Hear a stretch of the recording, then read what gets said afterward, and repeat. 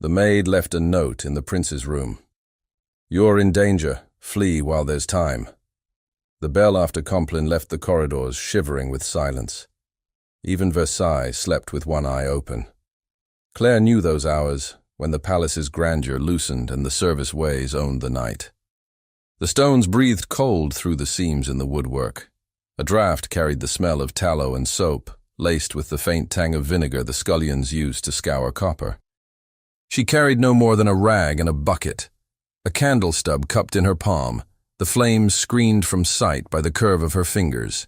She moved on the balls of her feet, counting boards that creaked and boards that did not. The passages behind the gilded rooms wound tight as thread around a button. She could reach any door in the wing without crossing the marble that courtiers adored. The sound reached her first as the shift of breath. Two men on the far side of a stretched tapestry, their words thinned by old stone. It was not a languid conversation. The rhythm had intention. Phrases rose like the edges of a map. Private supper. Draft, carefully measured. Aile de boeuf rotation at the half. She leaned her shoulder to the cold flank of the wall and let the sound settle. The tapestry, heavy with dust and woven birds, muttered against the stone with each small movement of air. She could not see faces. She did not need to. Men who planned used clean words. There was no gambling in their tone, no laughter, only the calibration of time. Her pulse steadied by choice. Panic broke things. Calm tightened them. She withdrew soundlessly, back through a slit black passage to a closet where broom handles thudded softly if you brushed them wrong. Inside, she pressed the rag flat on a shelf and dug with her fingers until she found the scrap she had hidden weeks ago. A charred stick, no longer than a thumb, chalky black on skin. On a torn piece of a ruined ledger cover, brown, frayed, smelling of starch, she wrote the only sentence that mattered, each letter forced through the rasp of the paper. "You're in danger. Flee while there's time." No title, no highness, no signature. The letters shook, then steadied. She breathed over it so the dust would settle into the fibers. If she hesitated, she would never move. The candle's flame found her face and doubled in her eyes. That was enough of fear.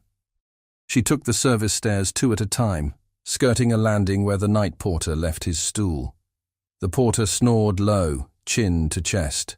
The corridor beyond ran blind until a panel gave into the prince's outer study. The latch at this hour was a fickle mood. Sometimes it caught, sometimes it sulked open. She slid the nail she kept in her apron seam into the gap and lifted. The wooden tongue complained. She stilled and let silence absorb the noise. The breath of the palace returned, a distant tick, a thread of wind. The panel eased. She stepped through the seam into wainscoted dark and shut air behind her back. The study smelled of wax and paper. Moonlight skimmed the instruments on the desk, quill, standish, a blotter stained in the corners where ink had dried in a hurry.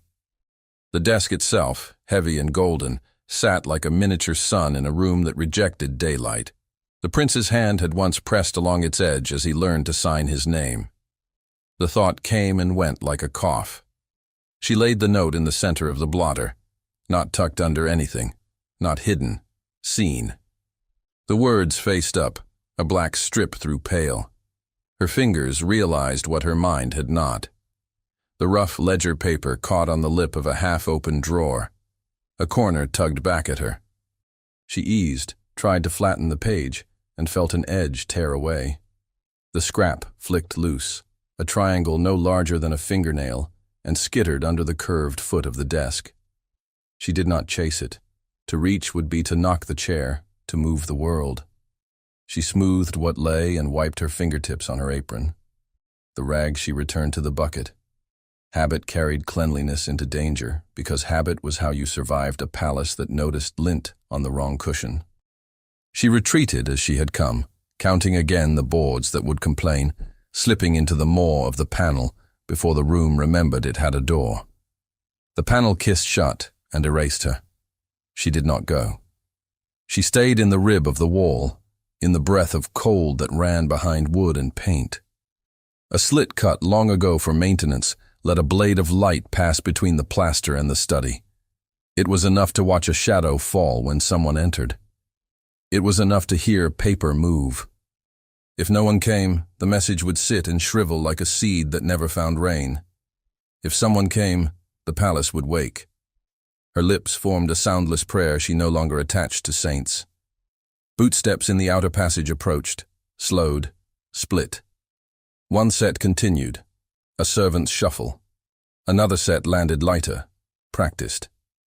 The outer door to the study opened with the deference a hinge makes when it has been oiled by a careful hand. He entered without the clamor that precedes kings. The air shifted. The flame of a candle crossed the floor in a shallow arc. He closed the door himself, a small breach of habit, then set the candlestick on the desk and stood still. From the narrow seam, she could see only his sleeve, a glimmer of blue silk, a button snared in light. The room waited for him to breathe. When he did, it sounded like a man collecting his name from where he had put it down. His gaze fell to the paper because anything new in a room is a declaration. He read the line in silence. His hand did not snatch. It hovered.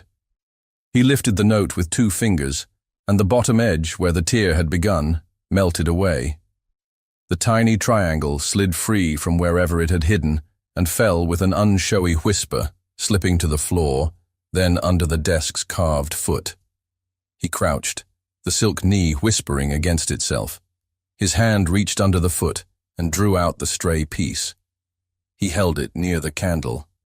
Purple ink rested in the corner of the scrap in the faint crescent of an old stamp, one she knew too well from months of inventory. Linen room, the smear of authority that lived on every ledger page they turned. His jaw tightened.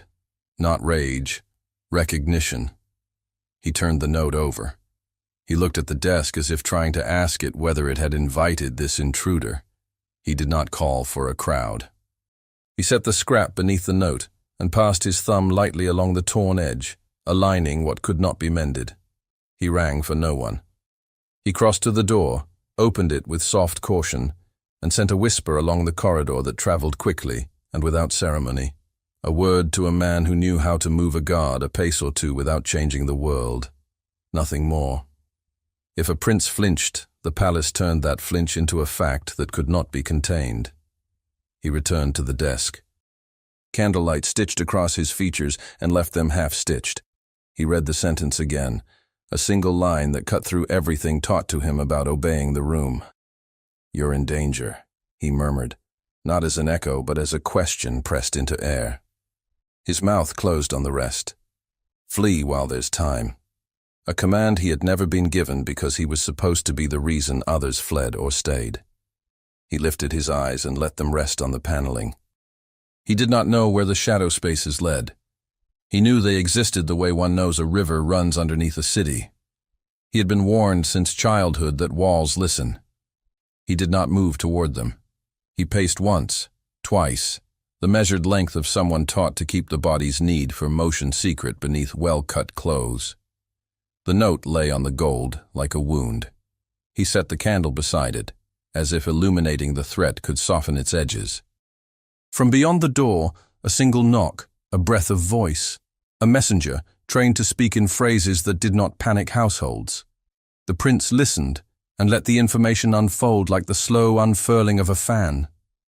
A figure had been seen in his wing during the forbidden hour. The man who spoke did not name a face, only a shape. He used the words he had been given, and no more. The prince nodded once. He did not ask who had seen what. He would know soon enough who loved the sound of their own warnings. He let the door close. He turned the note over in his fingers again and pressed it flat. If it was a trap, it was elegant. If it was mercy, it was desperate. He lifted the note to slide it into a drawer, then stopped, choosing instead to keep it where it had been placed. To hide it was to give it a guilty face. To leave it out was to allow the room to be honest. A breath of cold slipped across the floor. It came from nowhere, a candle could explain. She felt that same breath press her cheek. The wall held her by the back of her coat. Her lungs argued with her. Draw, hold, draw, hold. The corridor beyond the panel, her corridor, had gained weight. It was the weight of men, voices quiet and clipped. One belonged to a man who had not yet learned to wear authority in his throat. Another carried the tired patience of someone who had. The orders were precise. They would search the service passages nearest the prince's study first. The words carried across the wood like the scrape of a blade. She zipped herself into stillness. To run would be to announce the existence of a place to run to. The panel at her back had a give to it. People had used it recently. Dust lifted in a faint taste of chalk. She pressed 2 fingers to the seam where the light slid in and felt the edge tremble as footsteps stamped the other side.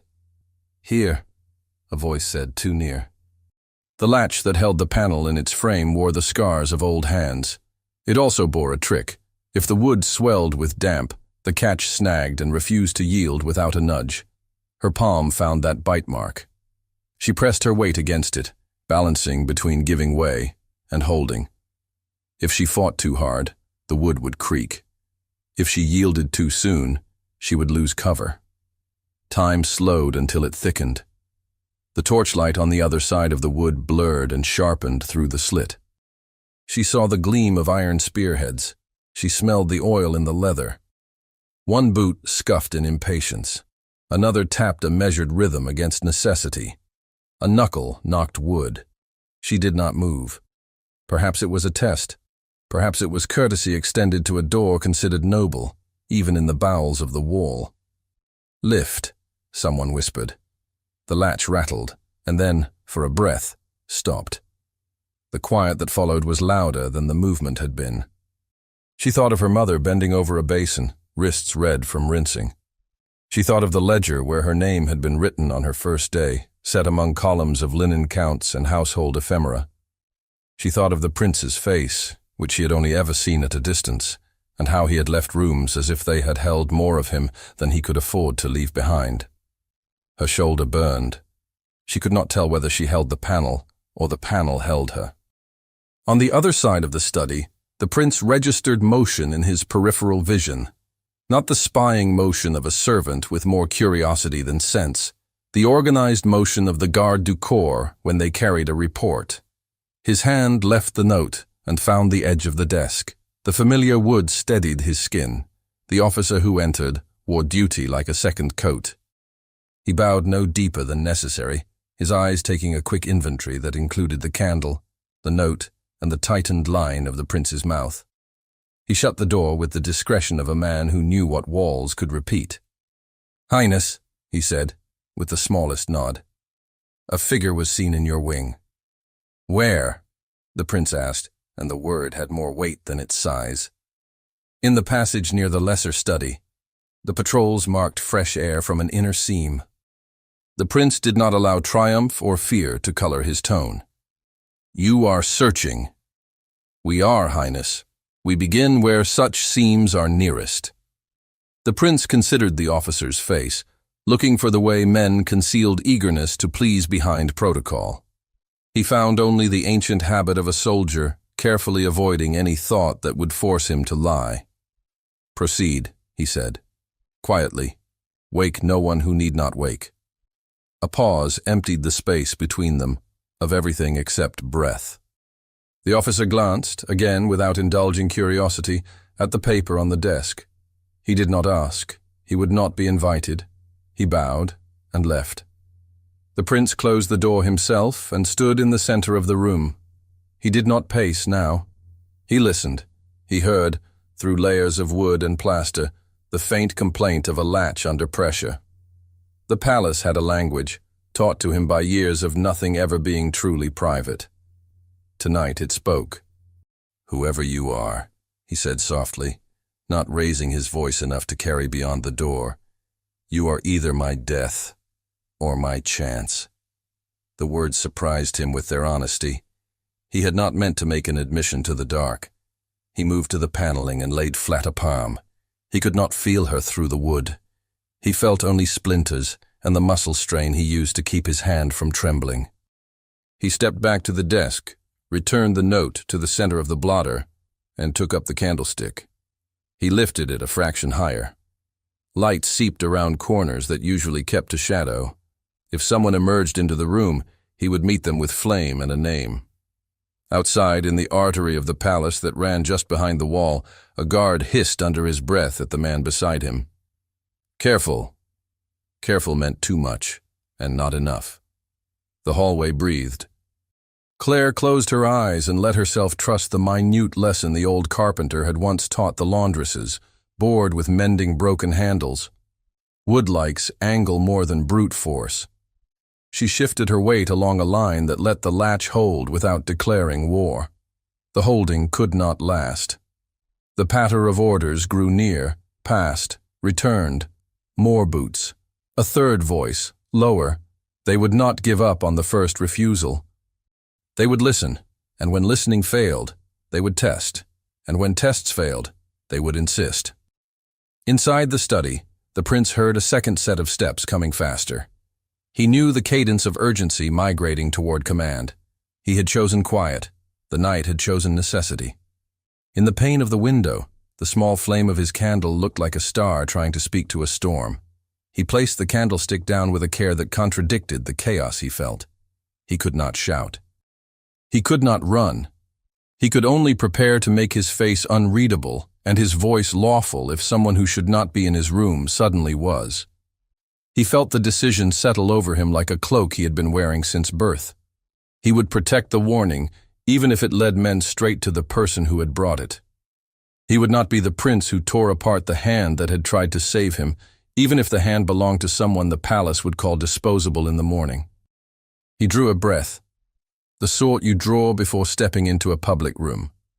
He looked at the door that led to his bedchamber and considered for a heartbeat locking it, then did not. Locks rattled when tested. Noise was the enemy of dignity. The seam at the edge of the panel on the other side of the wall quivered. The guard's hand found the latch. The wood gave a fraction and held, then gave a whisper more. Metal kissed air. Torchlight widened along the invisible joint and slid across the scuffed boards of the concealed passage, turning dust into gold for a heartbeat before it burned it out.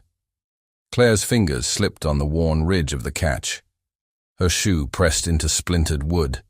Her breath caught and would not release. The hidden panel eased open on its concealed hinge, and the gleam of a pike tip entered the dark, stopping inches from the hem of her skirt. The pike tip hovered in a tight circle of torchlight. It stopped so close to Claire's hem that a single ash fleck might have bridged the gap. The guard's breath reached her first, lathered with oil and garlic, then the murmur of a second man behind him. "See there?" "Dust," the other said, low. "Or someone clever." The metal nudged forward. It touched nothing but the chill that lives behind walls. Claire pressed her spine into stone. Linen against plaster. Her hands flattened over the latch that had betrayed and saved her in the same heartbeat. She counted, not as a servant, but as someone keeping time with danger. 1, 2, 3. The torch moved. Light widened over the rough boards of the secret passage. Dust turned bright, then fell like snow. A boot creaked, leather bending. The pike withdrew an inch. The guard leaned in and let the beam rake the narrow space. A spider's thread trembled like a wire. "Shall we open it?" "Not wide," the older voice answered. "We keep it quiet. His Highness asked for quiet." They respected quiet the way soldiers respect a loaded weapon. The younger man lifted the panel a finger more. The hinge took it as a sigh. Claire's toes touched the edge of a knot in the wood. She placed her weight there because knots do not complain. If she shifted wrong, the pike would find cloth, and cloth would betray flesh. If she held too long, her calf would shake and her shoe would rasp the floor. Every choice had a sound. A third voice, distant along the passage, whispered a name she did not know and a warning she understood. Footsteps. Move. The pike drew back. The panel eased inward, then halted, as if remembering itself. The guard let the wood rest against the pull of her hand without grasping that he was not the only force holding it. "Close it," the older voice said. "We take the next seam." If there's a shadow, it will run. The panel settled. The metal tip vanished. The torch walked away, stamping light onto the ribs of the corridor until distance swallowed it. Only the cool draft remained, licking at her shoes like a cat. Claire stood very still, then counted again to be sure stillness had taken. 1, 2, 10. She breathed, small. Her palms peeled from the wood with a soft stick. Her fingers tingled. She did not trust her knees. She eased backward along the passage, skimming the wall with her skirt to erase her shape. At the junction, she took the branch that led away from the prince's study, away from the men who knew how to look into darkness and find fear. Silence in a palace is never empty. It is a held breath. It is the weight of people in other rooms pretending to sleep. She slid down the service stair like rain, 1 step per heartbeat, to the floor where the laundry sat warm and blind. In the laundry, the air smelled of damp linen and lye. A woman's snore came and went like surf behind a half-closed door. Baskets leaned like tired beasts. She set her rag where it had been meant to be all along. She dipped the end into a bucket to dampen the soot marks on her fingers. The soot did not entirely leave. That was fine. Work disguised everything. A bell chimed somewhere distant. Not a court bell. The small bell that keeps servants in rhythm with a house that eats hours. The night retreated. It did not break. It bent and kept bending until it became morning. The light reached the service windows like a pale apology. Claire wrung a cloth and watched steam coil. Hands moving, mind elsewhere. That elsewhere was the desk she had seen for the first time with a candle's proof. The gold, the blotter, the sentence lying on it like a cut. She had touched something forbidden. She had left behind a mark she had not meant to leave. The purple stamp on a torn corner. Linen room. She could feel the stamp on her tongue like a sour. Nothing in her workday could alter that. Only labor. Only precision. She made herself useful. Useful people are ignored. Durée. The steward's voice found her as surely as a hook finds a loop. He approached with a ledger held up like a shield. The ledger had the weight of authority, but its pages were not heavy. They lay thin as skin. Your route, he said. Hunt for dust, not for trouble. Yes, monsieur. You were seen on the higher landing last night. The chief dislikes silhouettes where they should not be. Deliveries were late, she said, choosing a truth that could be true. I returned the cloths. The stair is the shortest. His eyes measured her face for the trick inside her words. He liked catching tricks. It gave form to his day. You did not return cloths to the prince's study. No, she said. I do not clean the study. He waited to see if she would say more. She did not. He twitched the ledger closed. Mind your napkins. The dinner is formal tonight. Her heart slid once against her ribs. Formal meant a longer line of eyes, more hands, more places to hide a danger. She bowed her head and moved on. The palace was awake. Powder drifted through air that was never fresh. The great clock ticked. An army of feet tramped silence into order. She threaded the garde-à-manger first. Cold clung to the slabs. Glass jars winked in neat rows. On the center table, cloths had been laid for the trimming of fruits. Lemons rolled under a cook's palm, bruising oil and scent into fingers. Beside the basket sat an opaque bottle hooded with cloth. Its cap bore a seal pressed deep into wax. She lifted the corner of the cloth an inch, enough to see the seal, then let it fall. The physician's mark, the private stores, not the usual suite. A chalk line ticked across the board near the bottle. A mark the steward made when something should be carried upward later. It was white, like bone. Claire did not stare. Staring gets noticed. She memorized the curve of the chalk. She memorized the way the bottle's neck had a chip like a tooth. Move along, the steward said behind her, not unkindly. Not kind. She nodded and moved. In the bakery, someone laughed too softly. Flour hung in the air like dawn. A footman leaned his hip against a table and looked at no one. His other hand touched another hand. The exchange was quick and stupid. Coins clicked. A small folded scrap traveled from palm to cuff. "Not here," a voice muttered. The footman smiled with his eyes, not his mouth, and turned his back to knead gossip into dough. His cuffs were clean. He should not have clean cuffs. Claire took a breath laced with yeast and heat and swallowed it as if it could calm hunger. She did not have the luxury of pausing long enough to decide whether what she had seen mattered. Everything mattered. Nothing did until it struck. She made her way to the cabinets where napkins were counted, folded, and folded again until they obeyed. The linen's surface was smooth as thinking. She chose one at random, then rejected randomness. She chose the napkin that would go to the prince's place. The steward liked symmetry. The steward liked sameness. But the steward also liked marking things. That chalk line next to the bottle would have its mirror somewhere in the choreography of table setting. She took a thread from her pocket. Blue. Not bright. A forgetting blue. She worried it into the hem of the napkin with 2 small stitches at the back of a corner. Invisible, if you were not searching for it.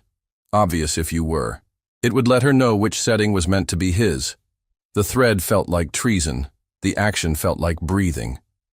Outside, a corridor flooded with the tide of the levee. Backs straightened because backs must. Shoes scuffed into velvet. Servants bowed to coats, and coats pretended not to see servants. Only to see a servant is to admit you are balanced on them. Claire kept to her line and did not lift her head unless duty demanded. She passed the antechamber of the prince's rooms during the hour when attendants shifted like benches at mass. She let her eyes widen a fraction because there were changes there. A Swiss guard stood 1 pace nearer than usual. A footman from the other wing had been called to replace the sleepy one, whose body could be counted on to betray him at the wrong hour. The chamberlain, roused before he wished, yawned behind elegant fingers and counted keys twice. The palace stitched itself thicker when threatened. It never pulled thread.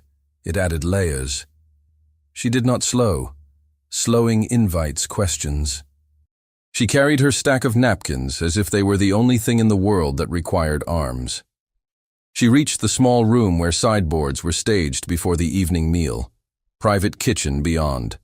Silver domes stacked like moons awaiting their turn. The cupbearer rehearsed his steps with a flagon in each hand, water in one, wine in the other.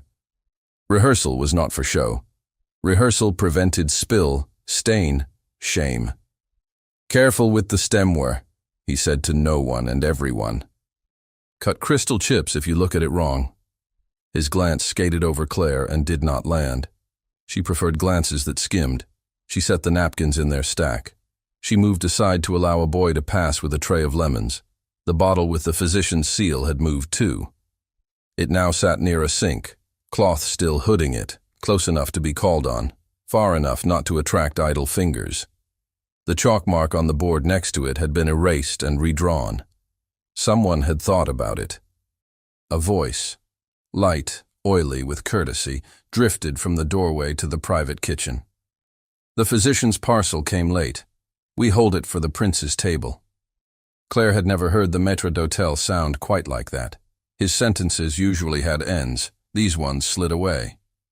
"Is there a need?" another voice asked. "Only instructions." Only instructions. Words that could carry anything inside them. Claire swallowed and dared nothing. She arranged the cutlery in the order that makes men feel important. The day wore itself thin, then thickened again as candles were brought and flint struck and tiny suns woke in their cups of glass. The dinner hour came with predictable glory. Wax light made mirrors alive. The room shook with controlled radiance. The long cloth on the table fell without a wrinkle. She took her place behind a gilded screen at the edge of the prince's dining room. Her job would be to hand towels, to catch what must not hit the carpet, to be present without being present. The screen carved grape leaves with humorless joy. Between its vines, she could see. Her eyes went first to the blue thread napkin. It lay precisely where it should. At the prince's place, the corner tucked just so, the two invisible stitches hidden in shadow, a dot of thread in a sea of white. He entered with the kind of silence that is not silence. His steps were the measure his tutors had beaten into him. He greeted what must be greeted. He placed his hand where a hand must lie. He sat when the room demanded he sit. She watched his face from his side. He had slept, or he had practiced looking like a man who had slept. The space around his mouth bore no trace of a night's strain. Only his eyes, when they lowered to the table, changed. They hardened a fraction, and the fraction was enough to read if you had ever looked at men who carry more than a tray. The cupbearer approached in his measured arc. Water, wine, the ritual's spine. "Wine, Highness," he said, voice pitched to respect. Nothing more. The prince gave the nod that meant yes to wine the way one nods to rain. The cupbearer tipped the flagon. The wine fell in a slim red rope. The crystal answered with a faint, clean sound. He set the goblet on the table before the prince, with the precision that keeps lives from changing. Claire watched his hands. They did not tremble. She watched his eyes. They did something a perfect servant's eyes never do. They flicked left, quick, a fisherman's glance to a line. Where? To whom? To what? Her gaze tracked the flick, hit the edge of the sideboard, found nothing to call a crime. Then she returned to the stem he had just released. A thumbprint fog faded on crystal. Marks mean hands. Hands mean people. The prince reached for the goblet. He did it the way he had done it 1,000 times, which made the action more dangerous than any clumsy grasp. Repetition is a mask. It hides nerves. It hides traps. Claire took one step forward behind the screen, just enough to be ready, not enough to announce herself. The steward hovered near the door to the private kitchen, practicing the art of being present and absent. The maître d'hôtel stood 5 paces in, the perfect axis of a room that loved axes. A footman shifted weight, back foot to front, to ease a cramp. He winced. He swallowed it. He looked at the floor. Claire traced a path between the bottle in the garde-manger, the chalk, the napkin, the flagon. The line was thin and taut as a violin string. One note, and it would sing. The goblet in the prince's hand tilted. The wine gave a mirror to flame and stole it. She saw then the smallest wrong thing. The flagon the cupbearer had used wore a smear at its neck where the cloth had not quite polished out a mark. The mark matched the chip she had seen on the physician's bottle. Not the same object. The same fingerprint of handling. The same hands had moved near both. Her body moved before her mind permitted it. Reflex born in a corridor where survival depends on being ahead of sound. She stepped out from behind the screen, not with a rush that would break the room, but with the speed of a servant correcting a fold. A correction is permitted. A correction is invisible. In that breath, a boy carrying a dish passed in front of the prince, giving her the cover of motion. The cupbearer turned his head an inch, as if he had heard a fly. Claire's hands lifted and hovered at the edge of the prince's place. She would not touch him. She would not touch what he held. She would touch the base of the goblet, as if to steady it against a wobble. The prince's wrist bent. He brought the rim toward his lips. "Careful," the steward murmured from the door, to no one and everyone, too quiet for a man at table to hear, and just loud enough for a woman behind a screen. Her heel pressed the floor. Her weight shifted. The room narrowed to the circle of crystal, the arc of a hand, the fine line of a mouth. The edge of the goblet tilted and glimmered a finger's breadth from the prince's lips as Claire stepped forward, one pace too late if she had misjudged by even a breath. The base of the goblet met her fingers as if it had always been her duty to steady it. The crystal's foot turned under her thumb. The prince's wrist paused. Not enough to be noticed, enough to be felt. "Forgive me," she said, almost not sound at all. A wobble. Her other hand rose with the twin goblet from the sideboard. Same cut, same weight. She let the boy with the steaming dish cross between her and the table, the moving screen she needed. The switch happened in the space a breath needs to become a word. Her hand left one stem, her other hand delivered the twin. The room did not gasp. It did not know to gasp. The prince set the goblet down a fraction too carefully, as if something in him understood that any haste would tear a veil. His eyes dropped to the scratch at the base, an old mark that told him he held a glass from a set he trusted for its history, if not its contents. He did not drink. Neither did he let not drinking become a spectacle. 2 seats down, a visiting lord lifted his glass without a thought. He had been talking. Men who talk forget to look. His laugh finished the sentence he had been shaping and spilled into the rim. He drank, refilled his mouth with words, and swallowed both. Claire withdrew to the shadow of the vine-carved screen. Her palms stung where they had touched cold. The cupbearer's gaze flicked again, the fisherman's glance that returns to the line when the float moves. He saw nothing to be called error. He saw everything he was paid to ignore. The steward near the private kitchen narrowed his eyes a hair's breadth toward the space where a maid had not been 5 seconds before. He licked his lips. He turned back to the door. A dinner survives by pretending it is always under control. Conversation swelled over the table. Wax wept a clean thread. Silver lifted and set. The visiting lord's hand shook once, so small it might have been the consequence of an over-salted dish. He put his knife down with careful grace and reached for his napkin. The napkin missed his fingers. It was the kind of mistake tired men make. The physician was always somewhere nearby when the court ate. Not because illness loved ceremony, though it did, but because men loved being seen to be cared for. A boy was sent. The boy returned with a man whose face had learned to say reassurance.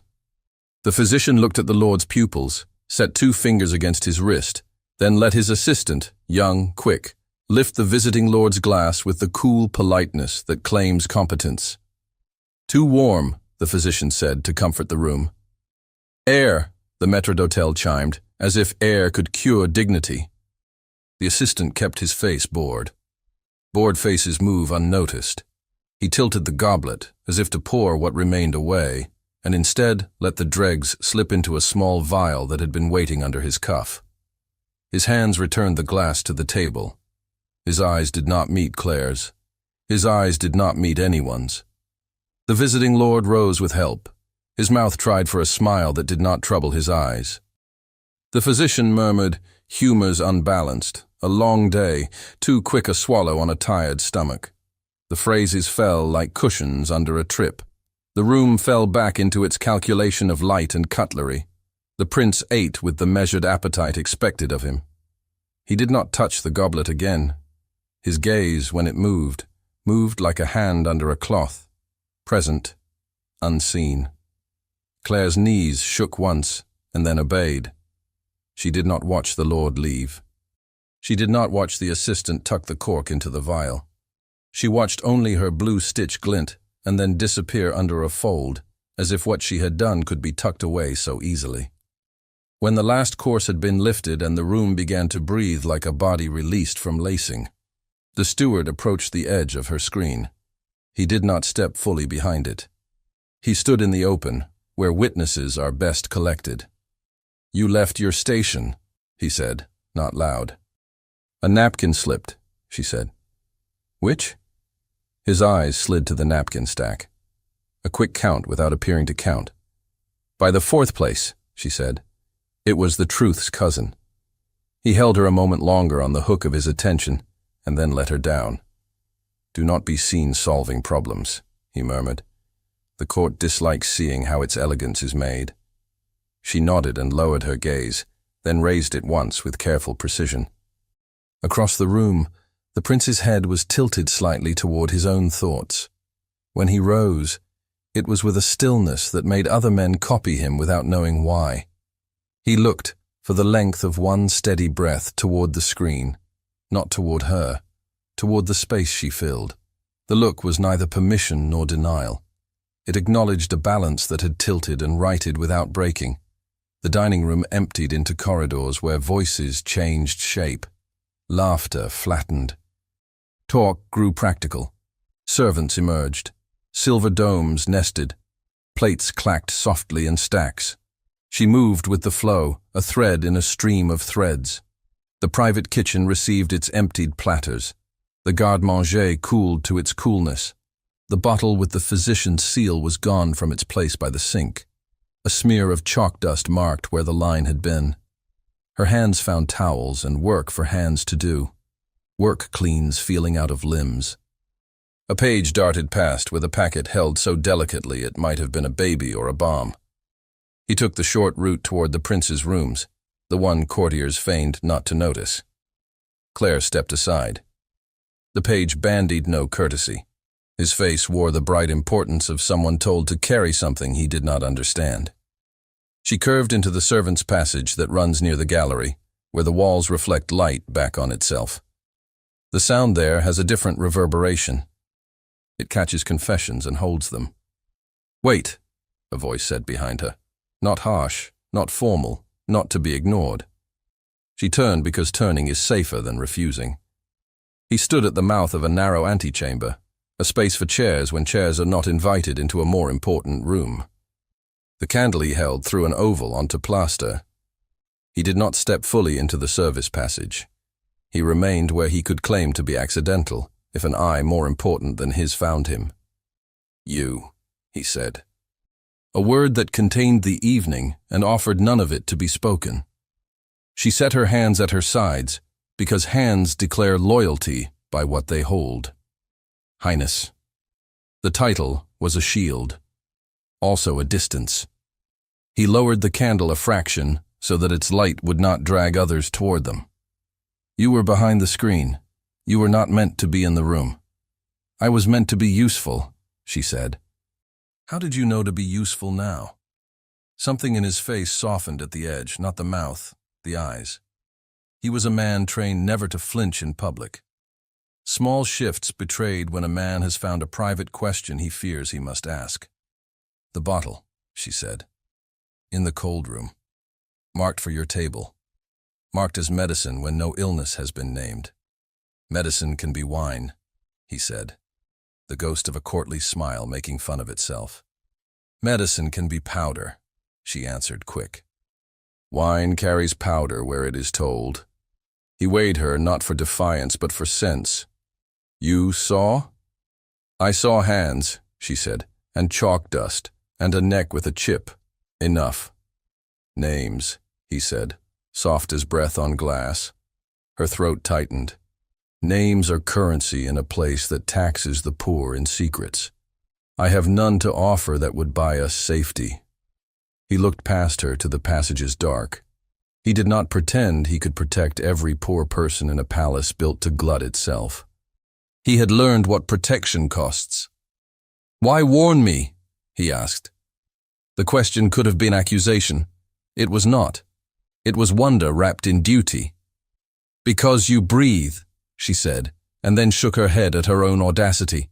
"Because a wall should not choose who walks away from it." The candle hissed where a drop of wax met the side. "You understand that if you are wrong," he said, the line between each word straight as the crease in his sleeve, "it becomes treason." "If I am right," she said, "it becomes something else." He let silence lie between them until it folded into the rhythm of the house. Then he stepped back, easing himself into rule. "Return to your station," he said, because he must say it. "Do nothing that would bind us to a story we cannot finish." "We are already bound," she said, so low he could pretend he had not heard. He watched her long enough to learn her face, not its prettiness or lack of it, its resolve, its fear's neatness. He put that learning where he kept things he could not trust others to remember for him. "Go," he said, and she went. He remained until the corridor emptied of all but breath. Then he tamped the candle's wick with a practiced pinch and moved toward his rooms with a tread that carried him as if he were always making an entrance even when he wanted to disappear. The outer chamber held a valet who had perfected the art of being at hand without being a hand. The man made to speak. The prince stopped him with a look that broke no agreement and made none, It simply asked for a pause in the world. "The physician," he said, "send his assistant to the outer antechamber. Tell him nothing more than that he is summoned." The valet bowed into action. In the small waiting room where courtiers sit when they are not worth upholstery, the assistant arrived with his face fixed in that pleasant blankness that can mean anything. He held nothing. Empty hands soothe rulers. The prince entered and did not sit. He let the door close with the same quiet the guard had used on the hidden panel earlier. No noise to draw eyes that would repeat what they heard. "You collected the remainder," the prince said. "There was little to collect," the assistant replied. The lord drank as if to please a room. The prince studied the man's features for the flicker of vanity that comes with a secret. He found only a professional's pride. "Do you carry it?" The assistant slipped a vial from his sleeve. Clear glass, a ghost of color inside. He did not extend it fully into the prince's hand. He held it so the prince must take it by the neck, so that none of the liquid would warm from another person's touch. "A trace," the assistant said, as one might remark on the weather. "Do you name it?" The assistant's mouth tightened, then relaxed. "Not here, not without instruments. It carries a scent of bitter almond. That scent lies sometimes. It can be laurel water in the wrong mouth." The prince nodded once. The assistant understood that his prudence had been received as loyalty. He bowed and departed by the longer way, so that anyone who needed to see him leave would have time to decide the errand had been innocent. Left alone, the prince held the vial up to candlelight. The liquid made a thin lens over the glass. He turned it. It clung. He placed it beside the note still on his desk. The two objects glared at each other, warning and proof. He returned the torn scrap to his fingers. The purple stamp winked like a bruise. Who would have thought to use the linen room's stubs as a library of paper? Whoever had warned him had known how to move unseen where more important feet never imagined space existed. The guard's report of a figure in his wing returned to him like thunder belated. He pictured boots, a pike, torchlight edging a seam. If they had found a maid in a wall, the story would already be running through rooms like a contagion. No story had come. That meant the men had found dust and chosen quiet. His request for quiet had been honored. He would remember that, and the men who had honored it. A knock, light and almost cheerful, pecked at the outer door. The prince did not call. The door opened a sliver, permission smuggled past etiquette by long practice. A page slipped in with a packet cradled in both hands. "From the king's secretary," the boy murmured, thrilled to be required, terrified to be noticed. "He begs a signature." "At this hour?" the prince asked mildly. "The secretary's desk never sleeps," the boy said, the sort of line only children can deliver without sounding like a fool. The prince relieved the packet of its burden. "Go," he said, and the boy went, already rehearsing how he would tell about not being made to wait. The paper wore cheapness like a disguise. It should have been on the heavy stock the secretary loved. He slit the wrapping with the careful fingernail kings learn early not to break until witnessed. Inside, an envelope sealed in dark wax. The impression molded into the seal carried a familiar wound. A small nick at the rim of a signet, the memory of a mishap during a tour in youth. He had laughed at that nick then. He had known he could always recognize it in crowds of red wax. The superscription was not to him. It carried, in an imitation of the secretary's formal hand, the name of a captain of the Swiss Guard. The letter nested inside might have found its proper owner if the page had not been instructed to place it on the wrong desk, or the right one, depending on what story was being written around him. He did not call for anyone to witness his breach of an envelope not addressed to him. He pressed his thumb against the wax's nick and let it crack. The page within bore a simple cipher. The kind old mentors teach students to keep them from being fools. Each alternate letter belonged to another sentence. Reading down and then back made meaning. He crossed the lines with his eyes. The message rose like stitching, an arrangement for the next public ball. The door at the southern end would be undermanned. The captain would allow a group of masked gentlemen to pass under color of charity. A hand signal, a fan moved in a certain way, would mark the moment the prince stood at the right edge of the floor. The timing would be exact, the gap an act of courtesy to guests who would not like to be kept waiting. No names, no threats, only logistics. The kind of letter that proves nothing until it is held next to a night where a goblet is steadied and a lord fails not to tremble. He turned the sheet and saw in the footer a flourish he knew. Not the secretary's. The curl of a D that always made too much of itself. The language of a man who believed even his pen made music. The room tilted an inch. He sat because the body advises the mind when thought rules too long. He let the nothing in him look for excuses. The signet could be stolen. The hand could be forged. The kindness could be mischief. Perhaps the Duke meant a test. Perhaps. He could not unsee the wax's nick. He could not forget the warmth in the voice that had taught him which ministers to trust when he had barely known how to trust his own steps. He could not ignore the way loyal men sometimes make themselves tyrants in the name of service. The note on the desk made a quiet argument for believing the invisible. The vial made a quiet argument for believing the worst. The letter made no argument. It simply laid its parts in a row and waited for a finger to trace them. He aligned the torn linen room stamp with the bottom of the warning. He placed the vial above it. He set the letter, open, to the right. He liked his chaos catalogued. He needed it to be, if he was to carry it into rooms that punished any man who allowed feeling to sit on the surface of his voice. The latch of the inner door slipped and caught. It was a genteel sound, the rehearsal of a visit. He lifted his head and saw the silhouette he had been taught by years of tutelage to recognize by outline alone. Candle or no candle. The man always entered as if admit is a word that applies only to others. He stepped into the light with hands composed and face settled into paternal calm. His gaze dropped, as any intelligent gaze would, to the desk. The note, the torn scrap, the vial, the open letter with its broken seal. His eyes rose to the prince's, and he reached back without turning his head to close the door from the inside, shutting them into a room where the air knew too much. The door clicked, not loud, final. The Duke let his glove rest a heartbeat on the panel, as if to reassure the wood of his gentleness. He crossed the room with the same unhurried grace that had once steadied a boy through 100 firsts. His eyes took in the objects on the desk as one might note the weather. The note, the torn scrap, the vial like a small eye, the opened letter with its broken seal and its handwriting that had learned how power curls a stroke. "My dear," he said, voice softened as if they were back in the old library where he had corrected the prince's Greek. "You look drawn." "Do I?" the prince answered. He kept his hands open on the desk, claiming nothing, hiding nothing. The candle made both men's faces landscapes of light and discipline.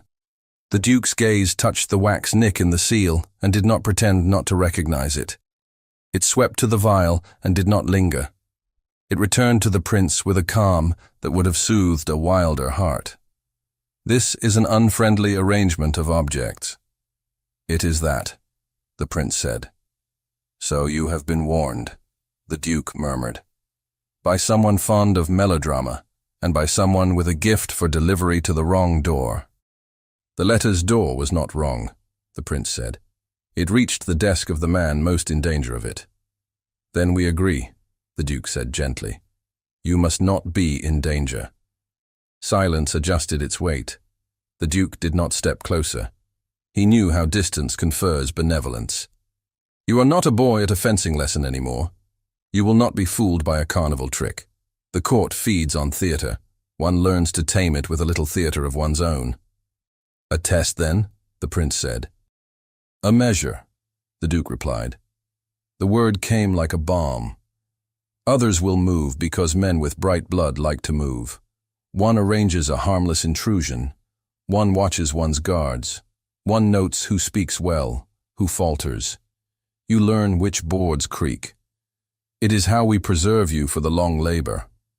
"A harmless intrusion," the prince repeated. with men carrying canes heavy enough to matter. Props, the Duke said, a smile in the voice, not on the mouth. You see props in every hand once you have learned to play. You must, however, play. To flinch is to teach wolves their lesson too well. The prince studied the man who had taught him to marshal his features until they marched. The Duke's eyes were not cruel. They were certain. Certainty can be more dangerous than malice. The ball is a crowded classroom, the Duke continued low. Let the drill proceed. Reassure the court with your lightness. If someone stumbles, his glance flicked toward the vial and away, we will have learned what we needed to learn without frightening anyone important. Important, the prince said without inflection. The idea, not the person, the Duke said quickly. Important to the idea of the crown we serve. Service. The old word, buffed to a shine by generations. The prince let it sit between them. He touched the open letter with 2 fingers, flattening a corner that did not need flattening. Then we are agreed, he said, tone even. We will conduct a lesson. I suppose I must attend it well. The Duke inclined his head, as if the exchange had been about music for the evening. You have your mother's steadiness. Use it tonight. There is a reason we trained you never to hurry your gaze. And if someone in the orchestra plays off the page, the prince asked. Then we will change the page, the Duke said. He moved back toward the door with the same careful confidence. Rest now. Wear the color that lifts your skin. It reassures fools. And be seen speaking amiably to the captain. He is too literal to understand that he's being given a holiday. He opened the door no wider than the width of his body and slid out, leaving the room to its objects and their dangerous alignment. The prince stood in the small, deflated silence that follows the exit of a presence that once filled most of a life. He did not touch the letter again. He did not pour away the vial. He folded the warning note, not to hide it, but to keep it from the candle's drip. He rang for no one, then rang once, quietly, for a man he knew would knock twice and wait without impatience. The loyal equerry entered with a bow that respected both forms and the hour. The prince raised a hand to spare him speech. You will take a word to 3 men, he said. No more. They have names only we speak when needed. You will say the southern door needs watching, not by lords in lace, by hands that know how to hold without being seen. They will look for a cane that weighs too much. They will watch for a fan raised too deliberately, and they will not draw attention unless there is a need to. The equerry allowed his eyes to flick once to the items on the desk and away. It will be done. The physician's assistant will be within reach, the prince added. Not front and center, within reach. And the captain? The equerry asked. The question packed into itself a decade of frustrations trailing that officious man's wake. Let him obey the instructions he has been given, the prince said. We will see which instructions he thinks hold priority in his moral order. The equerry sank backward, silent, into the corridor, and took the message without the weight showing as it changed his spine. When the room was his again, the prince stood in the middle of it and breathed until his chest found the rhythm he had learned in hunting fields years ago. Slow in, slower out. He set the signet with the nick inside a drawer, not out of grief, out of tidiness. He adjusted his cuff. He left the chamber without the flurry of attendants that marked a sovereign's dramatic departures, and walked to the long mirror where a valet waited with fine indifference and clever fingers. Blue, the prince said softly. The one that offends no one. The valet understood exactly what color requires to be noticed enough to be remembered and not so much as to be remarked upon. He brought the coat, the clean linen, the small loop of ribbon at the shoulder where ceremony likes to hang justification. By the hour when mirrors multiply candles into false day, the Galerie de Glace flowed with people. Silk collided with brocade and pretended not to. Powder gave the air flavor. The floor had been polished to a treachery the young admired and older men respected. The musicians tuned quietly, aware that music exists in a court at the mercy of conversation. Claire reached the southern end before the worst of the press. Duty had been a passport. She carried a tray of glasses as if the tray had written her a letter of introduction. A place at the sideboard had been noted by the steward with a flick of a pen. There was nothing to see here. A maid arranging crystal by height and cut. A maid counting twice. A maid using breath to banish a fleck. Her eyes were elsewhere. The door she could see from her station was not the grand one. It was the polite door people of rank affected to prefer when making a point of not needing to be announced. 2 guards held their long halberds with the ease of men who have been taught that ease intimidates more reliably than bark. The captain of the Swiss was there, sweat drying under his wig, lips pressed into what he thought a line of command. She watched the angle of his shoulders, the way one watches for a clock to strike. Shoulders tell the truth before mouths do. A ribboned group of children sang near the opposite end in thin, sweet voices, a charity gesture beloved because it costs little and photographs the heart in flattering light. The court turned toward it. That turning thinned attention where she stood. She did not look at the prince when he entered. She felt the room inhale and knew he had, because rooms tell you when a center has walked into them. He was where he was supposed to be, light caught in the harmless sheen of his coat. The Duke floated beyond him like a benign planet, orbit chosen to appear natural. Claire adjusted a goblet at the edge of her table that did not need adjustment. She monitored the guard pattern. At the appointed quarter hour, the captain made a tiny, ridiculous gesture as if shooing a fly.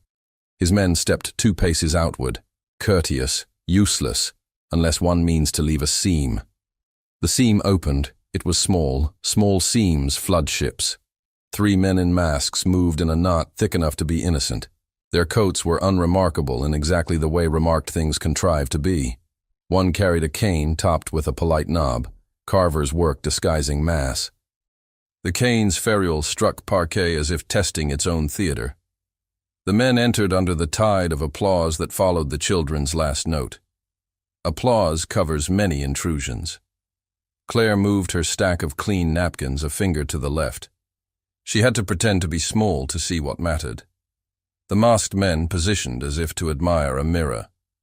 The man with the cane turned his body half away, shielded by a companion's broad back. His hand traveled to the fob at his waist and lifted it. The fob tugged. A latch kissed open. The cane's ornament rotated. Her breath did not quicken. It sank. She took 2 steps around the end of the sideboard, with the absent-minded swiftness of someone catching a fresh glass for a guest she has seen too late. She cut a clean path between 2 talking ladies without snagging a hem. Across the vast brightness, the prince was counting. He had placed himself as the letter had predicted, the southern edge, where men with obligations can be found by those who seek them. His ears divided sound into threads, musicians beginning a well-mannered minuet, the low conversation of ministers who all but hid their own whispers in their palms, the murmur of the Duke's voice sliding kindly over a junior courtier's nerves. He saw the captain move his men in what could be defended later as a kindness to the charitable group. He did not look directly at the door. The muscles of his face were at school. The muscles in his hand, by contrast, flexed against the satin of his glove. Keeping hands relaxed is work no one applauds. A woman across the room raised her fan and made an artless flourish that would have been nothing on any other night. He saw it because he had been told to see it. He turned a degree as if admiring a chandelier's cut. In the mirror within a mirror within the mirror, he saw 3 men not admiring anything at all. The friend with the broad back completed his sheltering turn. The cane lifted, the knob twisted and came free. Beneath, a slender tube gleamed oily, catching candlelight like a fish just before it breaks water. The hand at the fob tightened. The triggering movement would be small, a lover's touch. He did not move. Claire reached the sweet spot where one body may nudge another in high society without becoming an incident. She let her thigh bump the cane-bearer's elbow in that exact, invisible pressure servants learn in crowded rooms. She apologized under her breath as if the fault were hers by nature. The gentle shock skewed the tube a hair to the left. The pellet lifted from the tube with a hiss no one but the man holding it could hear, It flew not toward the prince's ribs, where a dart can find skin under buttons, but toward a sconce, where two beeswax candles flirted. It struck bronze and spat a snake of smoke that bit eyes and stirred the room's temper into a draught of confusion. The prince moved on the air more than the floor. He took one step deeper into the open, into light, into sight. It had been agreed that the lesson would end without a scene. The scene had offered itself nonetheless. He raised his voice not by volume but by clarity. "Gentlemen," he said, and proclaimed nothing. He let the word do the work. The loyal men he had placed moved with the confidence of an instruction that has been truly understood. Two closed from the left. One tripped the cane-bearer's ankle as neatly as if he were checking a horse's hoof. The cane struck the floor. The hidden mechanism popped free with the eager relief of springs. It lay opened like a throat on the parquet. The second man seized the wrist with the fob, twisting not as a soldier would to dislocate, but as a valet does when he removes a ring from a drunk man's finger, quick, efficient, inevitable. The third palmed the pellet that had not flown and tucked it into a paper already waiting. The captain of the Swiss strode toward the gap he had made with a face arranged to appear indignant. "Your Highness," he began. Piety laid over offense like icing too thick. "Attend to your post," the prince said without looking at him. He bent and took up the cane himself. The inner tube was slick with something that left the fingertips faintly mordant. The physician's assistant, hovering exactly at the distance requested, stepped forward and, with the courtesy of a man asking to borrow salt, extended a strip of paper. The prince allowed the assistant to swab the residue. The young man lifted the paper to his nose and did not speak the name of what he smelled. He glanced once at the prince, and that glance said enough, danger barely masked by a fashionable tincture. Masks came off under the firm hands of loyal guards. Faces emerged like bad memories. One man pulled free a second, smaller weapon, a blade trimmed for the inside of a sleeve, and found his wrist already caught.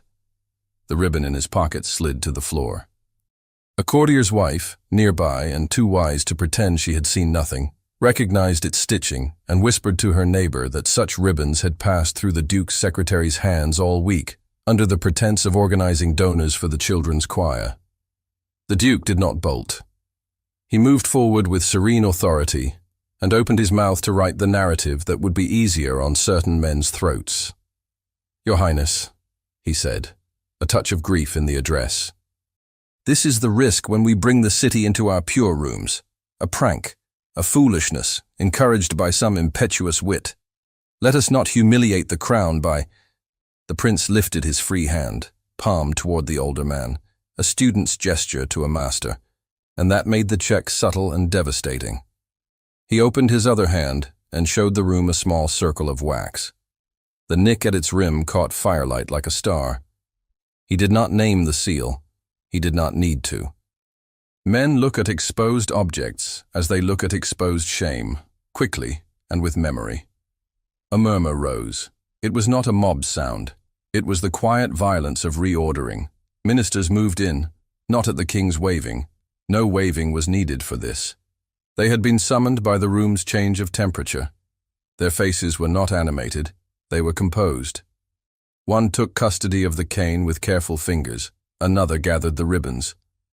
A third addressed the captain, in a voice that would read a man's last confession without blinking. "You opened a gap." "I obeyed an order," the captain said, honest with the pride of small men who believe obedience absolves judgment. "Whose?" the minister asked. The captain's mouth moved. The Duke spared him the humiliation of saying the name. "My hand wrote a drill," the older man said, eyes falling for the first time from certainty to something like acceptance. "If the instrument had no music in it, who would have blamed me? If it was loaded when I imagined it empty, then perhaps I have been too generous in trusting men's amusements." "You are generous," the prince said, and let the word sit unsweetened. He handed the ministers the letter without dramatics. He lifted the cane and its small, brutal heart. He did not direct accusation at the Duke. He laid fact on a table surrounded by witnesses, skilled in sharpening fact into procedure. The physician's assistant, having secured the samples, bowed a small bow that did not presume to take credit for timing. He stepped back into the seam of the crowd and became a face again, one among many. Claire had moved from the sideboard to a position just behind a pillar when the smoke coughed up. She stood very still there, a woman hiding in plain sight as always, but newly visible to anyone looking for the person who had moved where she should not. That is the cost of stepping between a mechanism and a body. A steward's eyes found her, catalogued her, and wrote, silently, either a reprimand or a commendation she could not read. The masked men were led away without spectacle. Their masks dangled like wilted flowers in the hands of soldiers who knew better than to bruise a scene. The captain placed himself behind the ministers as if their shadow might cancel his shape. The Duke folded his hands in front of him and looked down at them for the first time that night. He had not lost all his grace. He had lost enough that the room inhaled differently.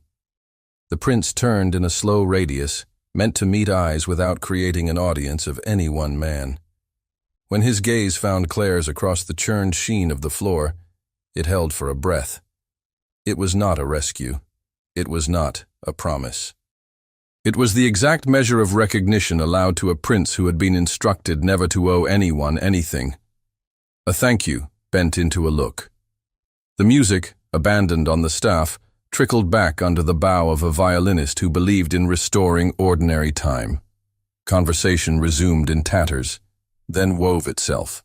The ministers signaled that private interviews would replace public drama. Men who had allowed themselves to be entertained reshaped their faces into expressions of sober relief. A steward whispered to a steward. Protocol returned like a tide that had pretended it would not, and then inevitably did. The Duke stepped back into the cluster of men who would anchor him for as long as a man that weighty can be anchored before he must be untied. He did not plead. He waited, framed by the room's indifference. Claire returned to her station with the small, precise tread that tells a room the servant has not forgotten what she is. She felt heat on her cheeks and did not lift a hand to it. A pair of noble eyes followed her as if measuring wrongdoing as a novelty. Another pair followed her with something like gratitude, quickly hidden. The prince inclined his head to the musicians, to the wall of mirrors, to the idea that the court would spin again as if nothing had been threatened. He had done what he had to do without shouting. He had added a weight to the scale that had, until tonight, been loaded on the other side. He had not yet paid for it. He knew the bill always arrives. He looked once more to the pillar's shadow. Then he turned away, and the ballroom's glitter adjusted around him, accepting the shape of an evening that would be told tomorrow in whispers quieter than truth. The council room had morning light like a blade. It fell straight across the polished table, catching in the grain and the gold edges of ledgers. The ministers took their places in a choreography that looked like order and felt like siege. The prince came last, not to arrive late, but to allow the room to look at itself before it looked at him. A chair waited at the head. He did not throw his weight into it. He lowered himself as if the wood could bruise. The vial sat to his right, stoppered, clear. The seized cane's inner mechanism lay in a velvet-lined box, its ugliness tamed by cloth. The broken seal rested near his hand, the nicked rim a small scar in red. The letter lay open, lines calm in their treachery. He wanted the room to see the quiet of these things. Noise makes excuses. Quiet condemns. A minister cleared his throat.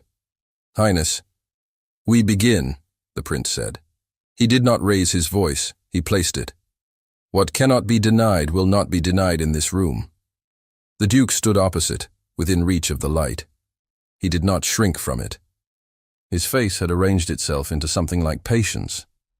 He looked, almost, like a tutor waiting for a pupil to make an error so he could correct it without humiliating him. That memory stung the prince more than any argument. "We have the object," a minister said, nodding to the velvet. "We have the arrangement of guards. We have the letter that assumed compliance. We have—" His gaze slid to the Duke, then back to the table. "The seal." "A drill," the Duke said, tone mild. a test of readiness, rehearsed too cleverly. Men intoxicated by the idea of playing danger without understanding the shape of it. I regret the indulgence. Who authorized indulgence? The prince kept his eyes on the letter, as if reading, though he had memorized it. I did, the duke answered. He did not fidget. And if a hand beneath mine balked at being disciplined and chose to decorate the prop, then my culpability is negligence, not malice. Names, a different minister said, voice dry as paper. I will not trade boys to the gallows to be called loyal by a crowd, the duke replied. They obeyed the shadow I cast. My shadow is mine. The room shifted. No one in it. Not even the prince could pretend that answer was cowardly. It was the kind of courage that ruins and saves men by turns. The prince let the quiet live until it threatened to become fog. Then he cut it. The captain opened a seam on order, he said. The men entered on order. The letter traveled sealed, by hands that understand how to move messages through our house. What is rehearsed is not random. A minister, older, who had watched kings grow and lose their tempers, placed his fingertips together.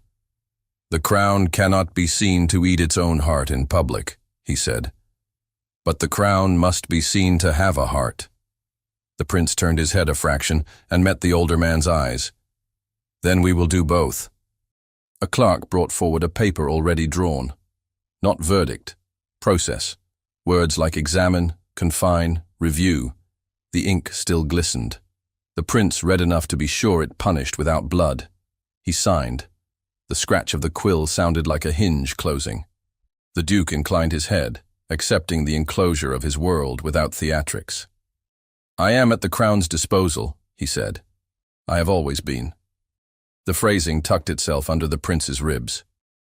He remembered a boy who had believed that meant safety. He set the quill down with care. You are confined to your apartments, he said. Your papers will be examined. Your secretary will be questioned at length. You will not write letters tonight. The duke's mouth softened a breath. Tonight is a poor night for eloquence, he said. Highness, whatever story is written with my name in it, make certain it keeps you alive. The prince did not answer aloud. The door opened and two men took position, not near enough to shame a great man, near enough to mark a boundary. The duke nodded to the room that had been his stage and walked between them with a back so straight it denied the existence of hinges or age. The ministers uncreased themselves. The physician's assistant waited by the door, respectful, anonymous. The prince gestured. The young man approached, bowed, took the velvet box and vial to a side table, where an inventory would be made without mistakes. A minister cleared his throat again. Highness, there is another matter. He glanced at the list he always carried. A maid was observed near the southern pillar during last night's disturbance. The same maid was behind the screen at supper. Her proximity to the prince's person may raise comment. The prince kept his gaze flat.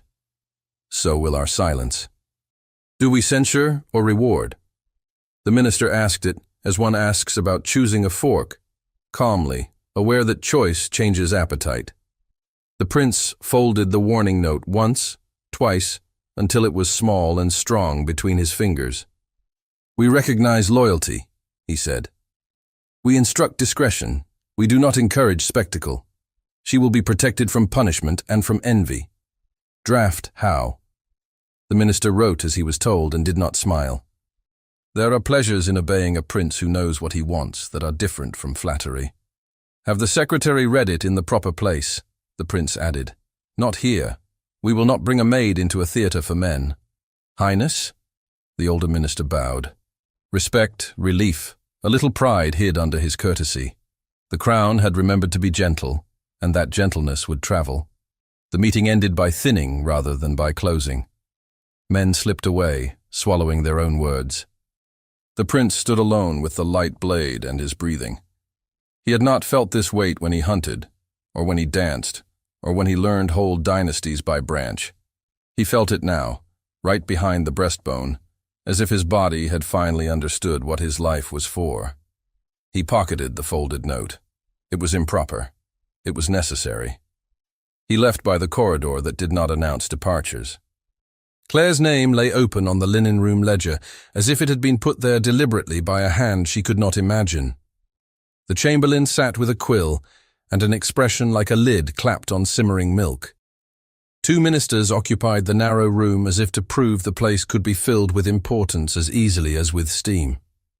Claire stood with her back straight, not to display pride, simply to keep her lungs from crushing under nerves. The room smelled of ink and boiled cloth. A clock ticked from somewhere it had no business being. The chamberlain did not waste time on scolding. He folded his own hands together and glanced at the older minister, who nodded. "The prince has directed," the chamberlain said, "that the maid Claire Duret in recent days demonstrated steadiness of mind and hand in the face of an incident that might have injured the crown." The younger minister corrected gently, "Harmed. We will not name injury where it did not land." "Harmed," the chamberlain said, and added careful. "She has preserved decorum and prevented greater disturbance." Claire's fingers knit themselves against the corse of her apron. "I did my work," she said too quickly, then slowed. "I wished to do no harm." The older minister watched her, as one watches a candle, happy if it burns, unhappy if it flares. Work sometimes looks like interference to those who dislike seeing it. Regardless, His Highness has directed that you not be censured. You will remain in your station. Additionally, he glanced to his left. The secretary of the prince unrolled a small strip of paper. A modest pension will be paid to your family while you continue in service. It will be explained to no one who does not need explanation. Claire's breath left and returned in the same shape. The words did not lift her. They set her down somewhere safer. "My family," she said, and the syllables felt heavy enough to dent the table. "To be administered through the steward," the secretary added, voice neutral. "He too has been instructed about discretion." The chamberlain picked up his quill. "Do you wish to add anything?" Claire lifted her head. The trim of the minister's cuffs caught on her sight. The room was too small to hold the bigness of what she wanted to say, so she made it small. "I saw something wrong," she said. "I corrected a place setting." The younger minister's mouth twitched. "So be it," he said. "Correct places if you must, but only as noiselessly as you have." "Yes, monsieur," she said. The secretary set the written notice on the table, signed with the sharp, elegant loop that signaled a prince's words without making him a witness in the wrong way. The chamberlain pressed sand and blew gently. The action carried a strange tenderness. He was covering the wet with something clean so it would not smear. "You may go," the older minister said. Then, unexpectedly, his voice softened a degree. "Take care of your hands." Claire nodded and left, because to remain would invite a meaning no one could survive. The corridor beyond felt brighter than it had an hour ago. She crossed it with the firm tread of someone pretending she had not